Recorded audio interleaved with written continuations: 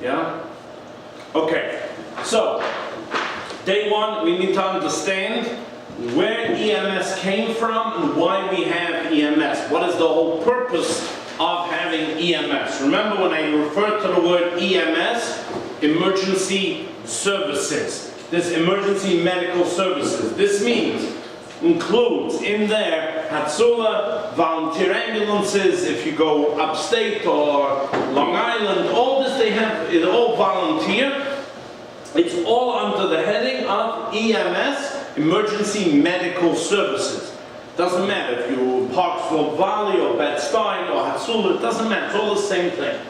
So how did it start and why did it start? Well, when people started living in the United States, they all lived in small towns or Städtler. They lived together. And they had somebody who was a doctor, nearly a doctor, almost a doctor, whatever it was, but they knew where to go. All of a sudden, the United States started building highways. Not only highways, but interstates. And people started moving around the country. What happens when somebody got hurt on the highway? There was, over here in one neighborhood, there was a doctor or hospital, clinic, and over here there was a doctor, hospital. What happened in the middle? There was nothing. There was nothing, there was no way, and people were dying on the roads. And except for in the military, where they had a system of getting people off to the battlefield, even in many hundreds of years ago, EMS really started on the battlefield. Today it's very interesting that we take a lot of the things we do from modern military things, whether it's here or it's in Israel or in other places. We take a lot of what we do because they're dealing with injured people more than anybody else. So we learn from them. So it sort of goes back to its roots. So the roots are really from the military, but that wasn't for civilians. That was for people in the army. So it all started here with the Department of Transportation. Department of Transportation. Why? People ask, what's it got to do with transportation? Nothing. They're the one who own the roads. Nobody owned, if you wanted to go from New York to Pittsburgh, you had to go on a road. Who owned the road? Department of Transportation. So there was nothing in between. They started it. They're the ones that realized that we have a problem with people getting injured between towns, between cities. What happened was that it got too much, it got out of hand. And as the states got more developed, and each state became somewhat autonomous, that means they're able to make their own laws, the federal government, the Department of Transportation, said we can't deal with it. This country is too big, it's too much for us. Let's divide it up into the states. So now each state became in charge of their own health situation. Again, it was really for the roads, and then it started to get into people that needed help in their houses or wherever they were, in the shopping mall or the market. And so we have now developed the New York State Department of Health. Makes much more sense that we're dealing with medicine that we should deal with the Department of Health. That makes more sense than the Department of Transportation. But it really started with the Department of Transportation. And to this day, they are still have a slight involvement in EMS. For example, if you look at my car, or a car belongs to somebody that's part of an ambulance organization, we have a Department of Transportation. DOT is still involved. We have to have permission from them in order for the state to allow us to get the Department of Health sticker and one thing and another. They still take all the details of every car that's involved so they know who's doing what. In New York, and this course is a New York State EMT course, so everything I speak about is going to be for the whole New York State. There is a law called Part 800. That's all you need to know here. Part 800. 800 means many things to an ambulance company, but to somebody in EMS it means what equipment do I need to have in my ambulance. So if you go to work, you go to 911, the first thing you have to do is check your ambulance. What are you checking your ambulance for? You're checking your ambulance for everything that they must have. How do I know what it must have? It's all written in Part 800 of the New York State Health Code. You don't need to learn it. You don't need to know it. You just need to know what it is.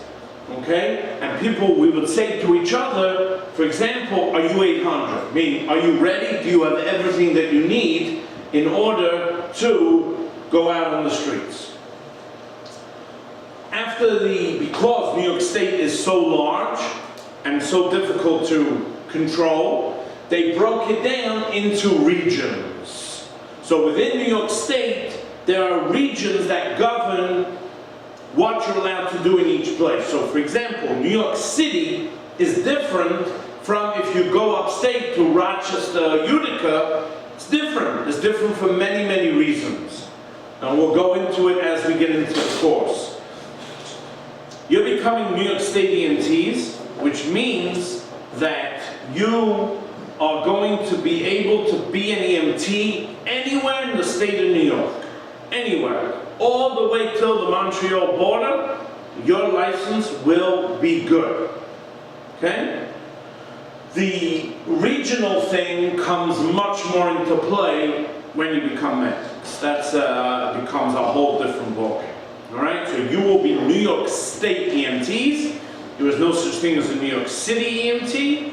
And this is what you need to know over here. Can you hit pause for me?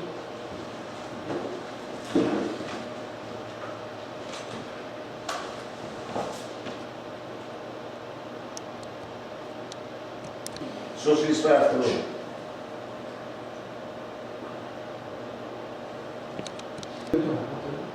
Yeah? Okay, so some words and concepts that you need to understand, okay? First thing is a medical director. Every single ambulance company must have a medical director. Medical director needs to be a physician and is in charge of the whole ambulance company. You work for 911, let's say you work for Maimonides Hospital, the 911 division, you work for the medical director. He or she is the one that can hire you, fire you, that's it. They have the last word. You're working under their medical license. Alright? So every single ambulance company needs a medical director, and you work under their medical license. Now, there are certain things that you're allowed to do because you're an EMT and your medical director has approved it. So, for example, when you come into a scene and someone needs CPR, you're allowed to do CPR. If someone is bleeding, you need to give them, stop the bleeding and bandage, you're allowed to do that.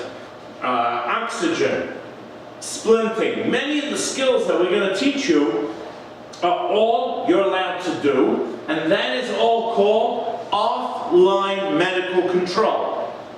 It's a question on one of the quizzes, right? Offline medical control. Another name for it is treatment protocols. Protocols. Protocols just means laws, what an EMT is allowed to do. You don't have to ask any of the shifts, you don't have to ask permission, you just go ahead and do it. It's also called standing orders. These are all the same thing. Offline medical control, protocols, and standing orders. Means this is what you're allowed to do. Your medical director has said, you can do all these things, you're good to go. Now, there's another doctor who is not your medical director. And that's called medical control. Medical control doctor is available 365 days a year, 24/7. So, for example, Hatzola uses Methodist Hospital emergency room. And there's a special phone on the wall with a special number, and only the attending physician is allowed to answer. Can't have a student, a first-year student. And this is for EMTs, mainly paramedics, to call in to request special orders or get help on a certain case. And this is available day and night. It's always available. Fire department has a doctor or two in a special room. I think it's in Queens. Again, they do shifts. They're there all the time. It's always recorded. Okay? What order was so recorded? Sorry? Give us an example why it was so recorded. Okay, so paramedics call a lot. Why would an EMT call? Very rare. Let's say you want to, a patient does not want to go to the hospital. And you feel that this patient, based on your training and knowledge, Assessment. needs to go. What do? You're just going to walk out and say, bye. Maybe something bad's going to happen to them. It's going to be on you. You get a call. Hi, Doc. This is EMT Bob. I need some help here. I have a 94-year-old with chest pain. Really bad. Refuses to go to the hospital. Says they're going to, make him worse in the hospital if he goes. I said, and you tell the doctor the vital signs and what you saw, what you heard. Doctor's going to say, okay, let me speak to the patient. Now it's between that doctor and the patient. If the doctor can convince him or her to go, great. In my ambulance, here we go. If the doctor can't, now it's on the doctor, not on you. So that's how you, as an EMT, one way of using online medical control. Okay? This is medical control. We call it OLMC. So Rosh Hashanah, you're going to have a lot of Rosh Hashanah throughout the course. So you may want to write some stuff down. OLMC, online medical control. And this is where you have a direct connection, a voice connection with somebody, with a doctor that is there for your medical control. Do not call your medical director at 3 o'clock in the morning telling him that, this patient doesn't want to go to the hospital. You may not have a job the next day. They may be slightly upset. So, medical director is your boss. Okay, the one that you're working under his or her license. Okay? Hatsula has a few different medical directors, but there is only one that the state recognizes, and that's Dr. Richie Friedman. Other neighborhoods do not accept him as the medical director, and he's okay with that. He's got other neighborhoods have different medical directors, but at the end of the day, the state only accepts one for the agency. Okay? Fire department has 20 medical directors. Okay? But only one actually has their name on the documents, alright? So that's that. So that's very important for you to know.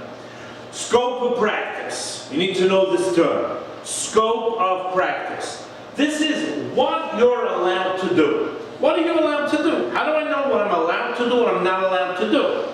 Can an EMT start an IV? No, they can't. But they can in Eretz Yisrael. Doesn't matter. Okay?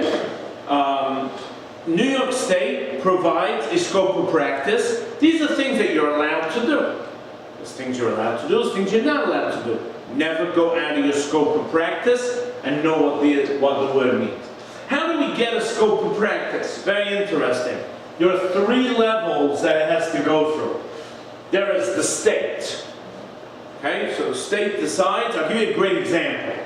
Right now in New York State, there is a big problem with heroin and narcotics overdoses. Big problem, global problem. So the state, right away, had to come up with a solution. The state solution was that since every medic is carrying a drug called Narcan, there aren't enough medics in the state of New York, right? There are in the city, but not all over. Remember, when the state, they think about, the Adirondacks and Ithaca, New York, and places that's not like New York City. Okay, we are a tiny speck in the whole Long Island, right? They don't have medics like the city has. They don't have it. So, state says, you know what? We'll let EMTs give Narcan. How about that? Okay, great. So now the state puts it through. does paperwork, makes books, and then meetings, now it's okay. Can an EMT in New York City give Narcan? No. Because you need the region to approve it. Now the region can say, you know what? We got nobody with a problem of heroin in our region. Nobody's overdosing. We don't need Narcan. We have 2 medics. We have 2 medics, and that's enough. We don't need any more. So the region, which here for us is called New York City, and I actually sit on this protocol committee for New York City, and this is what we discuss. What should we, obviously New York City right away approved it, because we have the problem, just like the rest of the country, not just New York. So New York City approved it. Great. Now, has to go to HIPAA. That's the agency. Or 911, fire department. And now, each medical director can say, well, I think my EMT's a bunch of morons. I don't think we should give them the Narcan. Or, my EMTs, they're the best. Let's go. So it has to pass all 3 stages in order to actually get down to, okay? Now, can the agency decide something and that's not okay by the region or the state? Absolutely not. Can only pass this way. Has the region proposed stuff to the state and New York said, but we need to do this and this because we have this problem? Yes. Yes, it has happened that it can come up from agency to region, from region to state, but then again, it has to wait until it goes down in that direction. This is how your scope of practice is developed. This is how EMTs are allowed to do certain things and not allowed to do certain things. Standard of care. Standard of care is how you must do it. We're going to teach you how to do CPR. We're going to teach you how to splint. The way we teach you how to do it, every single EMT in New York State has to be taught the same way. This is what it means, the standard of care. Doing it the right way. So you have to know what's your scope of practice, what am I allowed to do, and how should I do it. 2 separate things. Okay, this is a big word, and it's medical legal. So this is what we're going to talk about now. This word is called negligence.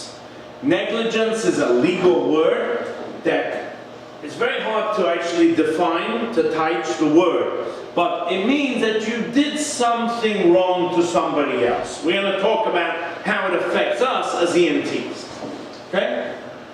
I got to explain a few things first of all.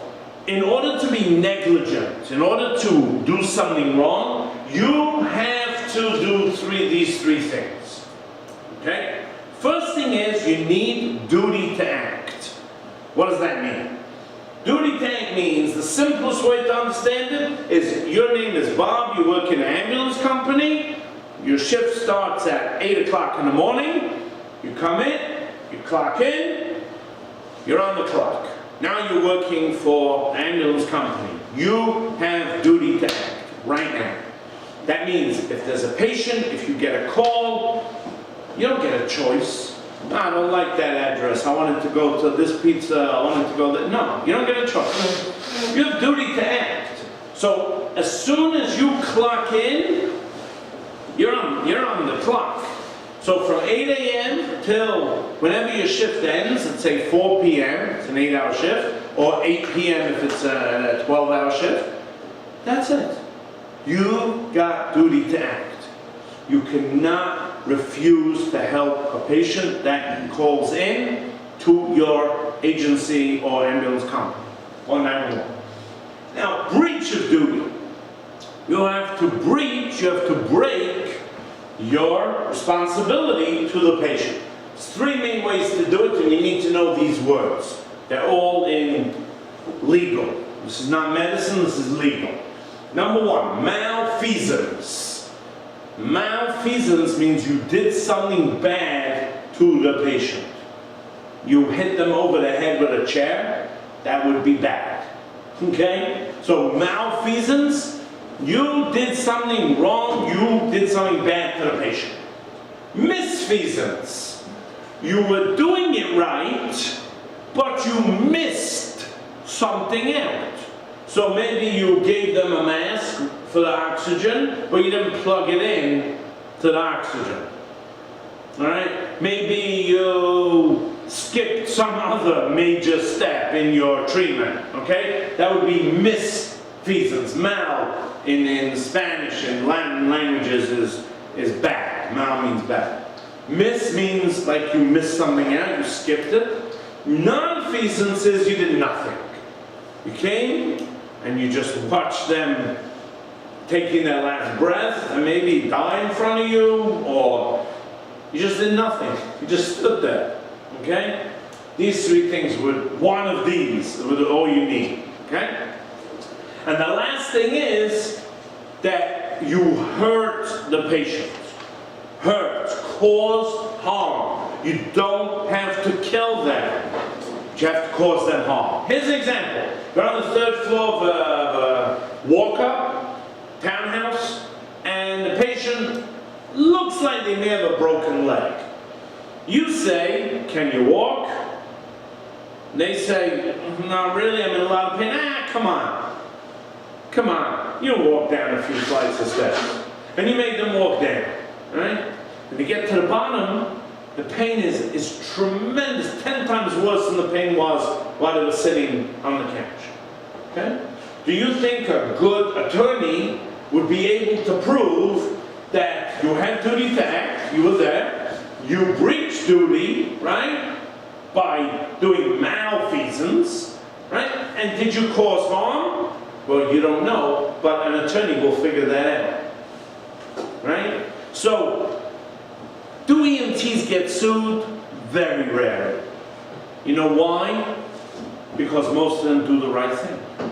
If you do the right thing, if you do what you were taught, you'll never have a problem. Does this apply only if you're assigned to agency or from a regular? Yeah, you must have a duty to act. So If you're just Bob the EMT walking on the street, you don't have a duty to act. So there's none of the damage. You don't have a duty to act. Now, you can't hurt somebody, then you get sued for something else, damages, but no. But this wouldn't affect you unless you're part of an agency. Okay? This we call gross negligence. So you need to know about that. Abandonment is something that can happen very easily. The law in New York State says like this: you cannot give your patient over to anybody who is less trained than you are. Less trained. Who's less trained than EMTs? Anybody know? Certified first responder. So very good. Very good. Certified first responders. Who are certified first responders in the city of New York? Every firefighter is a CFR.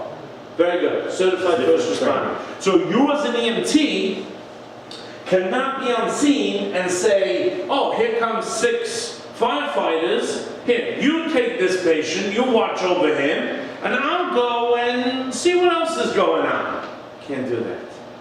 Okay? But if you two are on scene and you two show up, can they give it over to you?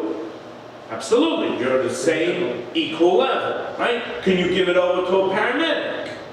Okay? Absolutely. So there are 3 levels of medical care on the streets of New York. One are CFRs, which are all the fire department personnel. They all have to be CFRs. 2 are EMTs, or EMTBs, basic EMTs, which is going to be you guys. And 3 are paramedics. That's it. In certain places in New York State, there is something called an intermediate. Intermediate means in the middle, in between. And that is between an EMT and a paramedic. It is not accepted or recognized in the city of New York. In Long Island, it's recognized. Upstate, they're recognized. Not in the city of New York. Over here, you'll only see 3 types of certification. Sorry, go ahead. I mean to say that the full paramedic, that not in. Yeah, we don't, anyone here that's a paramedic is a full medic, advanced EMT,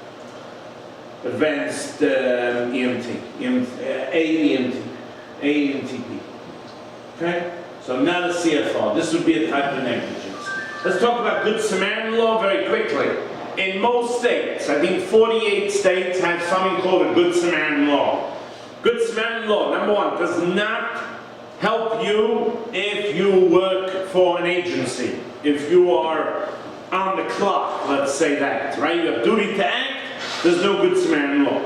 Good Samaritan Law is for your case, where you're walking up Lee Avenue, and all of a sudden you see somebody collapse. You run over, and you start to help them. Whatever it is you do, you're within your scope of practice, right? As an EMT, can't do anything that you weren't trained to do. And a family member runs by and says, "What are you doing? What are you doing? You hurt my father, my mother, my brother. I don't know what happened. You said they collapsed. I think you punched them and now you're pretending to help them." Good Samaritan Law will cover you. Okay? That means as long as you help somebody that you happen to come across, that you happen to see, and within your scope of practice, okay? There's many cases of, let's say, paramedics doing C-sections in the back of ambulances and things like that, not in the scope of practice. You are not allowed to do a C-section in the back of an ambulance, however many you've done. Okay, they're not even done in emergency rooms, right? They're done in ORs, operating rooms. Certainly not in the non-sterile back of an ambulance, okay? So, certain things you're not allowed to do. If you're not allowed to do it, don't do it. If you can help somebody, then the state will help you, all right? Child abuse.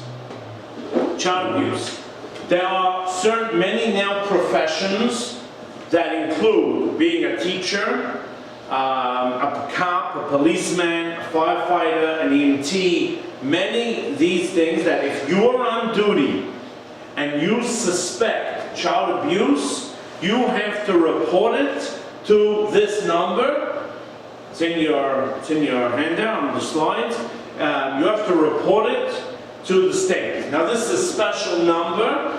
It will keep you 100% protected. Your information will never be passed on with the case. And it's not if you see child abuse. If you see child abuse, you have to call the cops. That's a felony. Okay? You see somebody beating the living daylights out of a child, you call the cops. Right? If you have a suspicion, a chashash of child abuse, and we'll talk in a later date a little bit how you're going to have that suspicion, then you have to call this number. Okay? That's simple. So you are mandatory child abuse reporters. Mandatory, mandated, means you don't have a choice. You can't tell your supervisor, you can't tell the hospital. When you tell the hospital, you just got yourself in worse trouble. Because as soon as you tell the hospital, they have to call. Now they're going to call and you didn't call, you're going to have a big problem. Bigger problem than if you'd called. So how soon do you need to report it? As soon as you can. As soon as you can. How do you report it?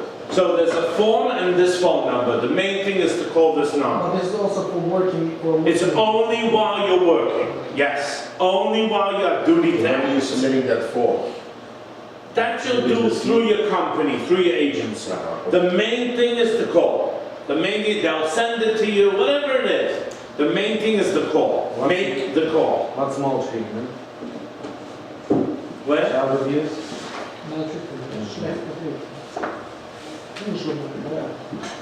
Maltreatment, again, bad treatment. Mal is bad, okay? Again, it's only if you suspect, not if you see it, not if you witness it. Okay, this is more about the child abuse. All right, consent. Consent. These words you will be tested on many times throughout the course, so make sure you really understand this. You're not allowed in the United States to touch or help a patient without their permission. Okay? You're not allowed to do anything to a patient without their permission. We call it consent. Consent means they give you the shiz to do whatever you gotta do. Everything you do, you have to have permission. There are 3 types, and you need to know the differences between them. It's not that hard. The first one is express consent, or actual. Usually we use the word express. Goes like this. Sir, can I take your blood pressure? And you say, please do. He expressed to me that I'm allowed to do it. If he says yes, it's good. If he says please do. If he says here, let me roll up my sleeve for you. Anything like that. It's express consent. I told him what I want to do, and he gave me permission. This is the best type of permission that you can give. I'll be honest, even though I'm being recorded, not really what I do in the field. I'll explain why. Informed consent. And this is what most of us do most of the time. It would be more like, sir, I'm going to be taking your blood pressure now. Please give me your arm and let me take off your coat. So I'm informing him of everything I'm going to do. Nothing behind his back. And if he doesn't say, oh, no, I don't want you to do that, whatever, that means, shtika kahida. Right? If he keeps quiet, that means he's ready for it, he's okay. So this is also good. Okay? Now, when do I have to be careful? Because I use needles. Obviously, I start a lot of IV lines. And if I'm going to ask, what's everyone going to say? You're going to say no. So what I do is I say, listen, I'm going to be starting an IV. Would you like it on the left arm or the right arm? Okay? I ask questions that it doesn't matter what answer they give me. You see? You can do it with blood pressure also. You know, you have sometimes teenage girls that are very, very, difficult patients. Where would you like me to take your blood pressure? Would you like me to use your left arm or your right arm? Like this, you're making them part of the decision. They feel good. And you're getting the outcome, whichever one works for you. Doesn't matter, because you can take a blood pressure on either one. You understand? So there's certain things that you want to train yourself how to ask so that the patient gives you the right answer even though they made the decision. Okay? This is just using informed consent. The last one is implied consent. What do I do with somebody who is drunk?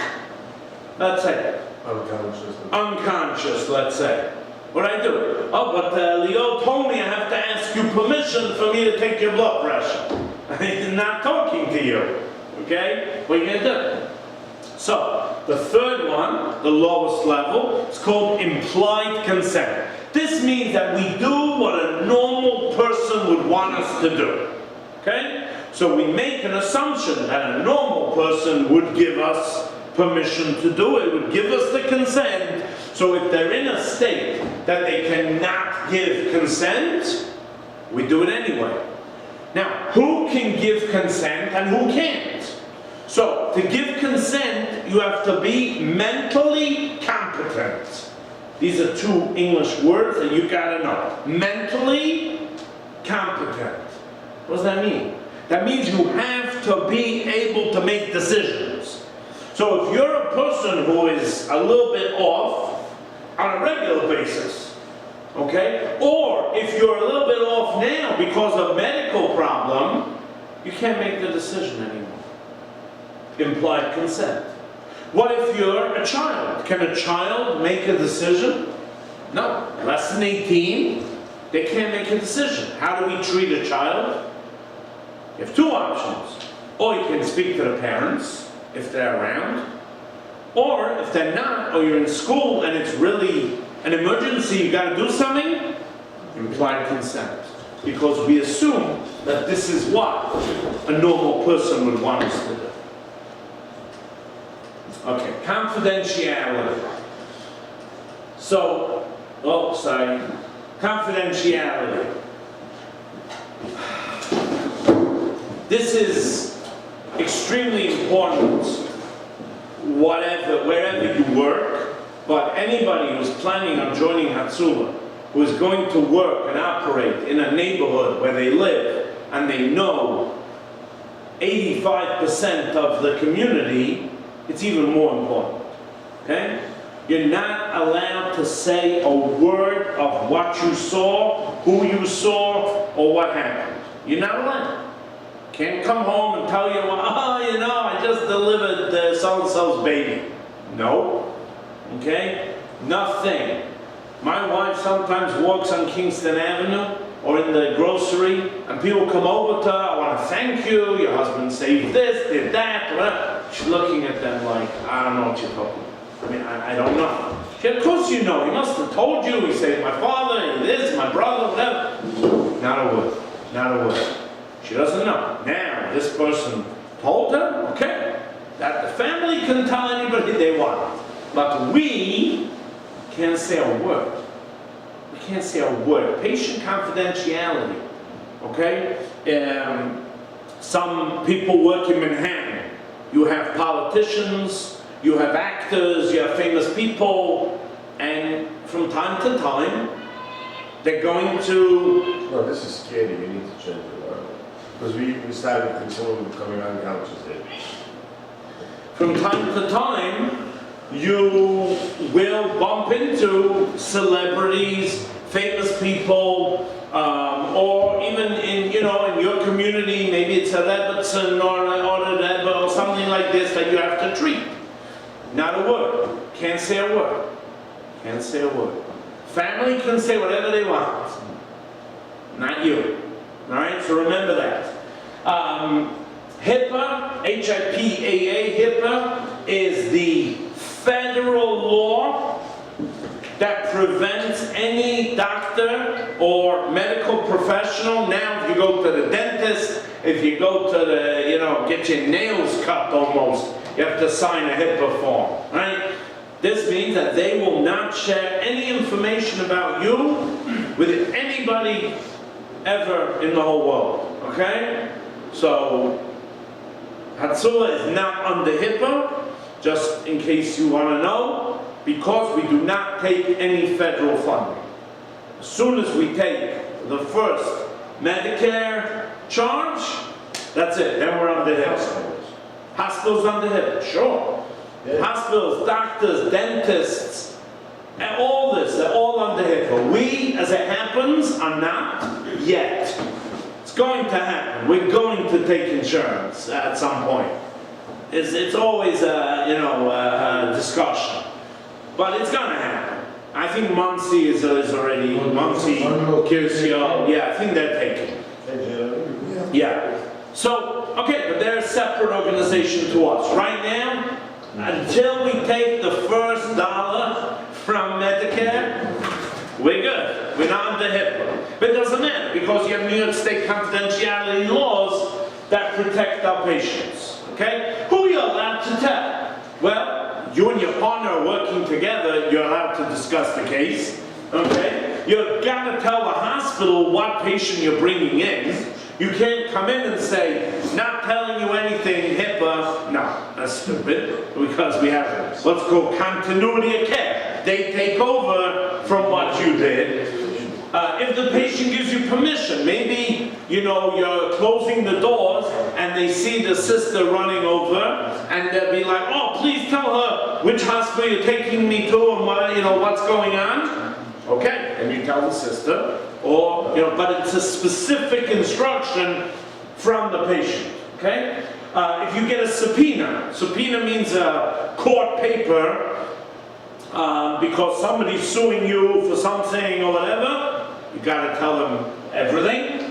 And mandated reporting. If you call that number about a case, you can't say, oh, I can't tell you the kid's name, I can't tell you the address. No, you have to tell them relation. Okay? So this is HIPAA. This is just a joke. It says knock knock. Who's there? HIPAA? HIPAA who?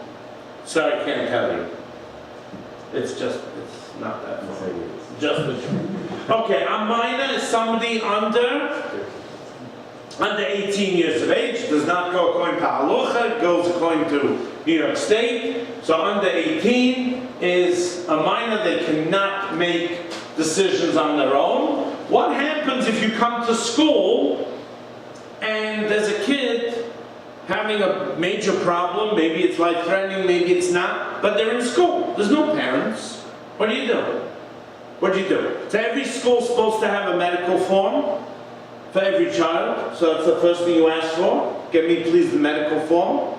This will tell you if the child has any major medical problems, any allergies, any medications that the child may be on. Very important that you get that. Number two, now we need to go to the hospital. Mother's away, the father works in Jersey. Well, what are you supposed to do? Right? Try to get somebody from the school to go with you. Okay, that's what you do. You take anybody, a secretary, an assistant, a teacher, doesn't matter. Somebody should go with you to be with the patient, because when you get to the hospital, you're going home.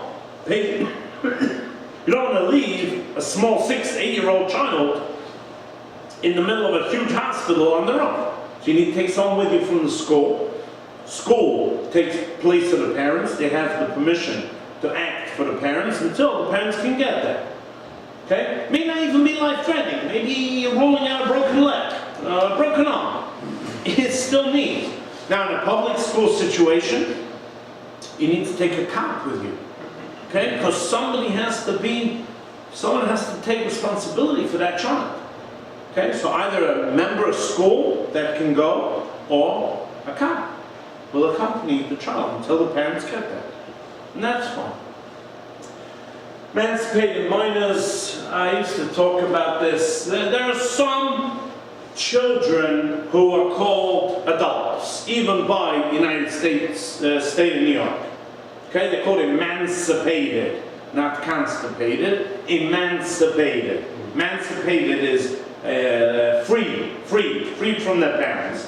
So if they're in the army, if they live on their own, in their own apartment, and they pay their own bills, if they had a kid, things like this. It's not so important that you really get into this. But there are certain children who are 16, 17, who could tell you, no, I'm an emancipated minor. They'll know. You don't normally ask them. I never saw one in the Heimische neighborhoods, okay, in the little while that I'm doing this. Okay? Documentation, we'll do a lecture on this later in the course. Basically, this is a typical ACR. ACR stands for Ambulance Call Report. Every single call you go on, you have to produce paperwork. Today, now in Atzula, we've gone to electronic PCRs. You have either a tough book or an iPad thing, and it all gets put in electronically. It's much easier, much quicker. You just have to learn how to do it. People that are doing this for 40 years. Where is this going to? This goes okay, so this is 3 copies. I don't know if I have a picture of it here. No, don't have a picture of it here. But this is 3 copies. When you write, it goes all the way through, like a carbon. Yeah. 1 goes to the hospital. The other 2 go back to your ambulance agency, and then they can send it on wherever it needs to go. If there's a medic will take one. This is a report of everything you did, you saw, you found about the patient. Is it PCR or ACR? Both. Same thing. PCR is pre-hospital call report, and ACR is ambulance call report. Okay? I think this is the last slide for this section, I think. But these are a bunch of things, about 10, 11 things that are good. They're good for you to think about and to. It's not something I really need to talk about. But these are things that people who work in a professional EMS environment should have these things, okay? These are like midas that are good. This is the last slide. Okay, it's called CYA. CYA one of the reasons that we do documentation. Meaning, anybody can come up to 7 or 10 years later and say, well, you didn't treat my relative properly. I found out that you should have done wrong. So you know what? You always go back to the ACR. You always go back to the ACR. The ACR will have on it everything that you saw, that you said, that you did. It's all documented. So if you document it correctly, it's really there to CYA. Cover your right. What is the difference between ACR and PCR? No difference. It's just two names for the same thing. That's all. Please shut the video.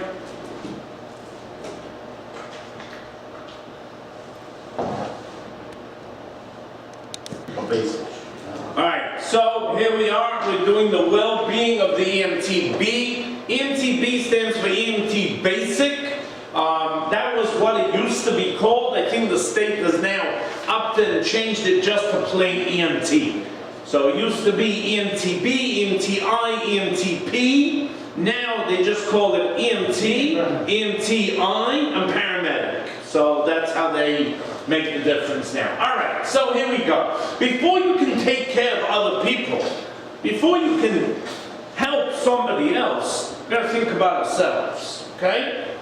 And, you know, in most jobs, you come to work, your job is to do what the work wants, they don't care too much about you. As an EMT, we actually care about EMTs. We want you to be healthy, we want you to be able to do your job, and to be able to do it right. And it really helps that you should be protected in all ways. So this is what we're going to talk about. Stress and coping with stress and this sort of thing. First thing is to deal with death and dying, okay? Now average people do not deal with death and dying. They don't deal with dying people, they're not around dead people. Okay, any Kohanim here in the crowd? No? Okay. So that makes it easier for you. So, as EMTs, you will be working on dead people, all right? You'll be doing CPR. We only do CPR on somebody who's dead. Can't do CPR on somebody who's alive, and we'll talk about that on another day. So, just to get clear, it's difficult. I can remember the first time that I was on a call with somebody who passed away, and it's very difficult at the beginning. As you see it more and more often, you get a little less sensitive or desensitized to it, and it becomes part of life. It just becomes, but it's something that at the beginning is something you have to understand that you will have to deal with. You're going to have to talk to the family, and you won't be asked to do this on day one, but these are skills that you will need to develop, all right? How do we define death? We need to have a medical definition of death. And this is very important because you may be the first one on the scene, and your job will be to initiate CPR. So you have to know that they're dead to do CPR. We can't do CPR on somebody who's alive. Okay? So there are two things that we look at. We look at it like this. Are they breathing? That's very important for us to know. Are they breathing? And the second thing we need to know is the heart pumping? So I know that in the Gemara it speaks about how to define if somebody passed away. You take a feather and you put it by the nose and see, right? So it's only really looking at the breathing.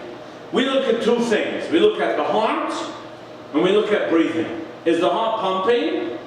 And are they breathing air in and out? So these are things that we're going to discuss, we're going to learn about, and we're going to begin to understand. Okay?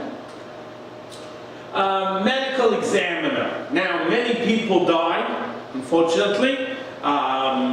Sometimes they're 80, 90 years old, and they've been sick, and they pass away. They don't need the medical examiner. Okay? They need a doctor who's going to sign a death certificate. If a doctor has been following them, monitoring them, they know about their situation, they'll sign the death certificate. Chevra Kadisha can come and take the mace. Not a problem. But what happens if somebody young dies? What happens if somebody dies through violence or suicide or poisoning or things that loyal but shouldn't happen but could sometimes happen? Then the office, the medical examiner would get involved. Okay? And then you have the whole thing with the autopsy, and we don't want an autopsy, but I'm not getting into that now. Just you should know, this is the office of the medical examiner. It's not really something that you'll be concerned with too much. This is something that we should talk about for a minute. It's called the grieving process. What happens to a person psychologically after somebody passes away that is close to that? So it's good to know what this is all about. We talk about 5 steps of grieving, and when I teach a regular class and people are going to go into EMS, I really explain to them that number 2 is the biggest problem, because they go from denial, it can't be true, can't be, and then they get very angry. Number 2 is angry. Who's standing in the living room when the family gets angry? The EMTs that are on the scene, right? So who is the anger going to be headed at, right? Headed towards the poor EMTs. So that's really why I want them to understand it, that they should realize, first thing they do in EMS if if a medic pronounces death, is they call 911 police and have a cop come to the house till the body is moved. Okay? Obviously, we have a different system, a different way of doing things, but still, even by us, people have this denial. They don't want to believe it. They get angry. They bargain. That means like bargaining, pleading with the Irish to, bring a person back. Stuff like that. Depression means atzvus, getting sad, and eventually acceptance. People always ask, how long does this take? And I don't know. I would have to imagine that since we have a Masada of idea of Shiva, I would have to guess that this is something that's going on during that time. Baruch Hashem, I don't know. And I imagine that after Shiva, these stages pretty much have all passed. But then you're going to tell me, yeah, there's such a thing as Shloshim and such a thing as Avelis for a year, 11 months. I don't know. And I think by everybody it's different. But everybody has these 5 things, okay? Just to know. What can you do? You help the family at the scene.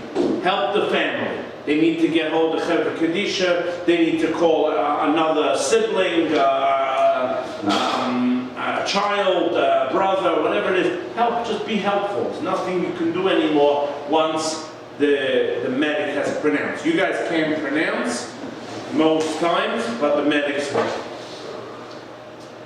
Be calm, okay? Be respectful of their wishes. Do what they want. In Hatzula, we're trained. We know how to leave the body based on what the Chevra Kadisha advises us, and we try to start the process in the right way, at least to leave the mace on the floor with a candle, with the window open. They gave us various rules that they want done. Okay? Don't say stupid comments, be honest,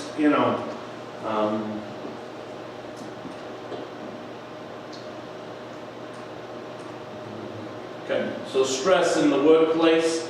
What happens when we get stressed? Well, you're not really going to understand these concepts, but basically, your heart will beat faster. Okay, your heart will beat faster, you'll breathe faster, and your skin will go cool, and like a layer of wetness will appear on the skin. So I wouldn't worry too much about these things at this time. All right, some critical incidents. Let's talk about this. Mass casualty incidents, okay? So this is abbreviated, you should write this down, to MCI. MCI. In New York City, an MCI, New York State, is defined by more patients than resources. Okay? So if you have, let's say, a school bus with 60 kids on it, and it gets into a big accident, and you're one little ambulance, Bob's ambulance, showing up with 2 EMTs, right? And you have potentially 60 patients, and you and Bob number 2, right? And then 2 people in an ambulance. You have enough resources to deal with that problem? No, you don't, right? So obviously, when the plane lands in the Hudson River, it's an MCI, possible MCI. Was anybody hurt, injured, or killed? No. But that was Nissan. The Twin Towers, that was an MCI. And et cetera, there are many cases of MCI. In fact, the New York City dispatcher makes an MCI every time there's a fire in a house anywhere in the city. Any dwelling, means you don't know how many patients is going to be and how much resources they need to send. So they declare MCI. Fire department will declare one almost always. They declare it, and then they figure out if there is or there isn't. That way they have the highest level of response. Right? Traumatic injury or death of a child. This is one of the most difficult calls to live with. Obviously, I don't want to go into too many war stories right now, but these are very, very difficult, and they take a long time to get over, and I'll explain how, in fact, you will get over them, or try to. Injury or death of a co-worker, a partner, a chavla, it's the same type of thing. So how do we deal with it? How do we, in EMS systems, deal with the stress of a very, very difficult call? Okay, very difficult call. Let's say anything that really goes wrong with a child, anything that's really traumatic with children involved. These are the worst. You can, it's very difficult. So they developed this. You need to know this, Rosh Hashanah. CISM or CISD, same thing. CISD or CISM, critical incident stress management or debriefing. Either way is fine. Okay? CISD, CISM. And what they do is they bring a professional. It's usually a psychotherapist, psychiatrist, somebody in the mental health realm, and they talk to each one of the EMTs that was involved, the medics, the family. Unfortunately, we've had them here in the neighborhood here. Every neighborhood's had it. They bring somebody down. There's someone from, I think, from Monroe or from New Square or somewhere over there that comes. I've forgotten his name. He comes, he talks to each EMT, first in a group, and then individually. And this is what it is. This is what it's all about. You get a chance to talk. He makes you talk. He makes you say what you saw, what you did, what you feel now, what you feel you could have done. It's all private. And So those are for the EMTs. yeah. This your agency will set up. Usually the same day or night or the next day after something horrible goes down. It's only for the people that were on scene, not for the whole agency. Okay? Right, so CISM, CISD, like I say, same thing, they use both. Here, CISD, it's on this slide, okay? Alright. Now we're going to start talking a little bit about actually being on a scene and what your job entails where it comes to your own protection. Scene safety and personal protection. Anyone know what went wrong on 9/11? Why so many people from EMS and fire department were killed? Anybody? First responders ran into the building. Right, they ran into the building. Fire department had a policy that so many floors below the catastrophe, they would set up their management command, okay? Yeah, that didn't work very well, okay? So, they're still doing it. Believe it or not, they're still doing it. Fire department. This was engineering problem, that's why it happened. Engineering from Probably it's construction. crash. There was thinking about that. Nobody thought that. Yeah. Okay? So, this is what they did, and then this is why so many people from the fire department, right? So let's start with BSI. BSI, you gotta know this. This is something you're gonna say every single class. BSI stands for Body Substance Isolation. Okay? Now, it got a new name from the state. It means exactly the same thing as far as you're concerned. State's now calling it PPE.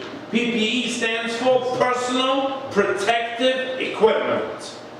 It's the same thing as BSI as far as you're concerned. There is a difference, but it really does not make a difference to you. But in the second time, if I... No, they will use both terms, or one or the other. Same. If I'm doing BSI, I'm good. You're good. Perfect assistance. Right? Protective. Personal Protective Equipment, right in there. Personal Protective Equipment, or BSI. Here's what I always say. If it's warm, wet, and not yours, don't touch it. Okay? If it's warm, wet, and not yours, don't touch it. Okay? Which means that any body substance, anything that comes out of another person, is potentially infectious. Potentially. So don't touch it. Okay? Don't look at a person and say, oh, it's okay, it's a Heimlich, whatever. No, don't touch it. Put on gloves.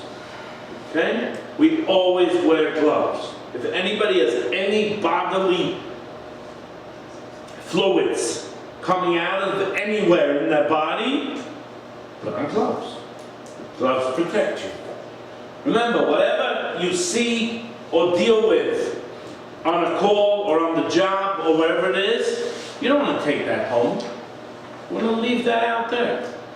So wear gloves, right? So BSI, we're going to use this expression all the time. All the time. Now, is BSI only gloves? No, it's not. No, you can wear eye goggles, shields, you can wear face masks, which we'll talk about. There's gowns, there's different masks. I'm going to show you a picture of some of them in a minute. So there's many things. It's not just gloves. You can wear, all sorts of stuff to protect yourself from infectious diseases. But here's the ikka, right? Assumes all bodily fluids are, okay? So if you had a highlighter, I would highlight stuff like that. It's in bold anyway. All right, let me talk about this. So here, gloves. This is called a simple face mask, okay? Which are on your ambulances. These are eye shields. Now I want to talk about this mask. This mask is called the N95. N95 has another name, and you need to know this. It's called a TB mask. TB stands for tuberculosis. All right? So know the name of this mask. Okay? This is to protect you from somebody that might have TB, Short TB, tuberculosis. Yeah, we'll talk about it. We'll talk about it. That's valid. But this TB. What are the initials? Who cares? Okay? Tuberculosis. We'll talk about it. So it's got a few names, this mask. Okay? N95 and Then in the US, TB. What? TB 0. Sure. Yeah, Sure. And TB mask. Okay? So learn that. Okay. Diseases. Let's talk about diseases for a minute. Okay? What's the most scary disease for an EMT out there? HIV. Okay, so you're wrong. I knew you'd say that. TB. Okay? HIV is the least scary for us in EMS. It's very simple. Right. Why? Only it's liquid. You gotta get their blood or bodily fluids into your blood or bodily fluids. Right. That takes work. Yeah. Okay? That takes work. That doesn't happen easily. Right?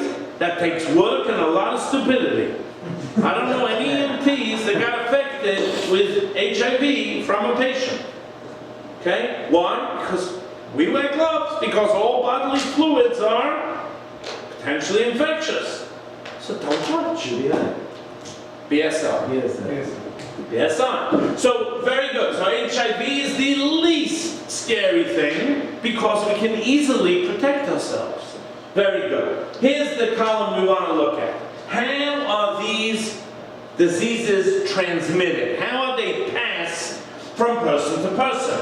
So, the most scary ones are these because they are passed by droplets. Droplets are those tiny, tiny microscopic things that come out of your nose and mouth even if you don't know they're coming out. Okay? A sneeze? A sneeze.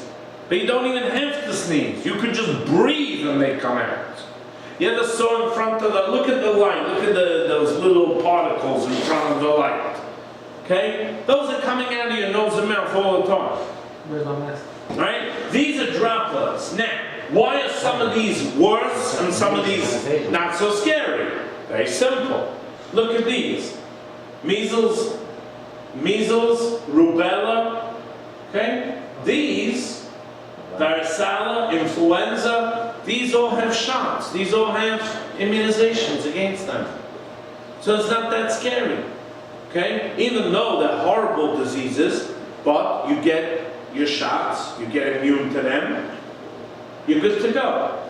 So what are the scary ones? Well, the scary ones are meningitis, because there is no shot, there is no immunization against it. How can you catch meningitis? Droplets. So you need a mask. Droplets? Yeah. And tuberculosis. Someone asked how to spell it. It's right there. Okay? So these are the most scary too. Okay? Now the hepatitis ones, yeah, it's also pretty bad because if somebody doesn't wash their hands and they touch you with, you know, dirty bathroom things on their hands, yes, they can be transmitted just by contact. It's rare, you know, but it can happen. But the ones that we're scared about are the droplets, the tuberculosis and the meningitis. Meningitis, you know, sometimes there's a cure, sometimes there isn't. We're not going to go into it now. We'll talk about it another day. Tuberculosis, also, it's very difficult to cure. Okay? So, yeah, antibiotics, should be an antibiotic. But it's a horrible thing to catch. So, again, you see here, how do we protect ourselves? TB mask, also known as the N95, right?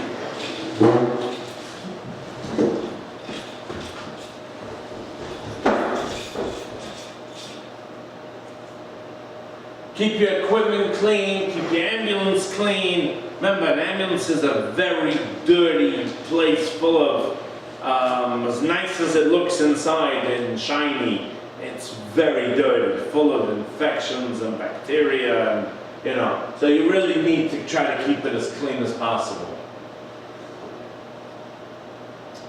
safety hazard. So you're being trained to become EMTs. You're being trained to learn emergency medical services. You're not being trained in being an electrician, okay? If there is a damned electrical wire that is sparking and preventing you from getting to the patient, then you don't go near that, all right? In EMS in New York, your safety comes first. I know other countries, other systems have a different policy. Policy here is your safety comes first. So if the scene is dangerous or unsafe, don't go in. Don't go in. You wait. You smell gas, get out. You see electrical problems, get out. Don't go into an unsafe scene. This is just telling you if it's cold, wear clothes. Shouldn't really be a problem. A lot of this is nothing to... So, your personal safety is of the utmost importance. You have to understand the risk of every environment you enter. What does that mean? The first thing you have to do when you pull up on a scene is you have to make a determination, is the scene safe for me and my partner to enter? Is the scene safe? Okay? Now, this could change at a moment's notice. So it could be safe right now, but what happens if a guy with a gun walks in behind you? Is it still safe? It's not safe. So, we talk about scene safety all the time. We need to make sure that our scene is safe for us to enter. If you enter into an apartment and it doesn't look safe, something gives you a bad feeling, get out. Now, did you abandon the patient? No, you didn't. Because your safety comes in front of the patient. So you get out, you get 911, you get police, you get whoever it is that can help you, and go back in together.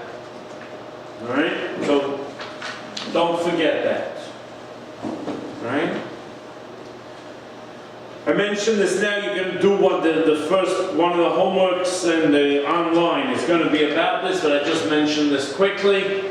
This is how you need to lift things. Bend your knees. What will be online, you said? This lifting technique, but I just want to mention it. Bend your knees, keep the weight close to you, go up straight. All the effort and the weight is in the knees. See that? The legs. And then you're up straight. Do not bend your back. The back has to remain straight the whole time. Never bend over like this to pick something up. Knees. Go down like this, pick it up, and come up. Right? Very important. Okay, let's talk about patients' rights. When you come on scene, the patient or somebody called you for the patient. What happens if the patient says, I don't want to go to the hospital? Okay? So, in America, you're not allowed to kidnap somebody. So you can't force them against their will to go to the hospital. So there are times where if they are mentally competent and you feel that it's okay, you can allow them to do what's called an RMA. RMA is to refuse medical assistance. Now you're allowed to do that as long as they are mentally competent. That means they're over 18, they're acting normal, they're acting their normal. Depending on your agency, you may have to call medical control, or you may have to call a hotline RMA number. Every agency, every neighborhood does it a little bit different. No, that's not the number. The original number, the first one. No, not for child abuse. You said when they have Medical control. Medical control. Yeah, so you may call them. Okay. As you know, at 100%, you can call medical control, let them talk to the doctor, and good, they say you're okay. What's the doctor's name? You write it on your PCR, and you're all good, right? You should always try to convince the patient. That's your job, to get them to go in, okay? You should never ever say, oh, I don't think you need to go to the hospital. If I hear those words coming out of an EMT, big trouble, okay? Because that's not your job. They called. They call. So if they call, there's a rhyme. They call, we haul, okay? We take them, we go. But you have to have permission, you can't kidnap them. Assault means that they think that you're going to hurt them. Battery means that you hit them. Hopefully we're not going to do that. Kidnapping is putting them into the back of an ambulance without their permission. Okay? False imprisonment is not letting them go somewhere where they want to go. Right? So all these things are possible to do. We don't obviously do them ever. Okay? And it's not really something that you'll be tested on tremendously, but you must know about RMA. RMA, okay? You must know that an RMA, you've got to be mentally competent. You've got to be able to explain to them why they should go to the hospital. And then you may need to call medical control. I need to have a signature. Says it. Yes, on your ACO. Yes. So this medical is not a must in every agency. Signature from the patient, right? This medical control is not a must in every agency. Right, because it changes agency to agency. Even in Ratsula, it changes neighborhood to neighborhood. Oh, Okay? Yeah, you must get their signature. Okay?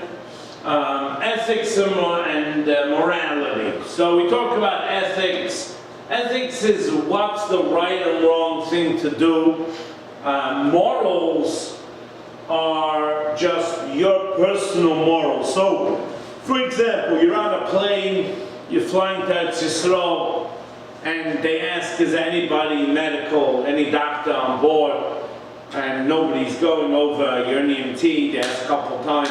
So, do you go over? Do you have to go over? Do you have to help? No, not at all. All right? So, again, it's your choice. It's your choice. Do you have duty to act on the airplane? No. Even if you work for a living doing this, you don't have duty to act. So, should you go over? I can't tell you that. It's up to you. It's completely your choice. This is your morals, your ethics, your, what you feel is the right thing to do. Professionally, that's how you make your decision. Okay? So, this is not something that... Stop.